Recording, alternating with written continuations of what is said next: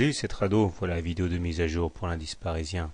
Encore une séance assez difficile, puisque on avait ouvert juste au-dessus de la moyenne mobile à 20 séances ici, mais malheureusement les incertitudes sur le plan européen continuent à rendre les opérateurs assez fébriles, et le demi-succès de l'émission obligataire italienne a fait que tout au long de la séance on a progressivement perdu du terrain, et on termine bien en dessous de la M20 et à la limite de la moyenne mobile à cette séance. C'est assez décevant parce que on était porté en début de séance par les marchés asiatiques, on avait réussi à s'affranchir de la M20, mais finalement on retrouve cette fameuse vieille règle: tant qu'on est en dessous d'une M20 baissière, on est en tendance baissière.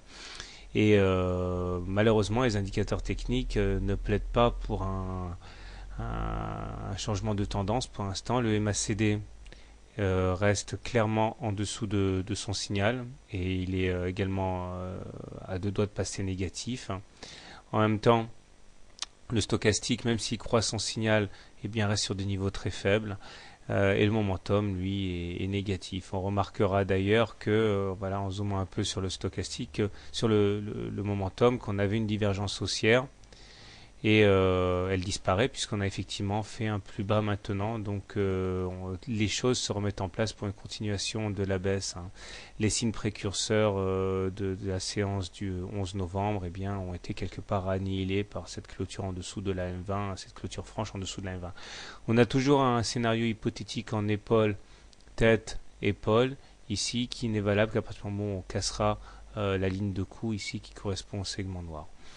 Donc sinon, je signale quand même cette figure qui m'a été signalée sur mon blog à 3 ou 4 reprises.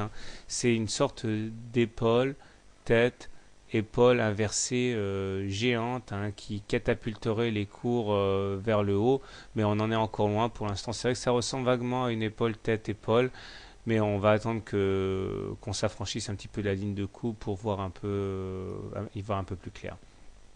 Donc, si vous êtes haussier, vous pouvez toujours envisager d'acheter au contact de la M7. Si vous êtes baissier, vous pouvez shorter sur les niveaux actuels, puisqu'on a finalement acté un échec à passer la M20. Il demeure que la tendance, pour l'instant, est clairement baissière, puisqu'on est en dessous d'une M20 baissière. Voilà, bonne soirée, bon trade, et à demain.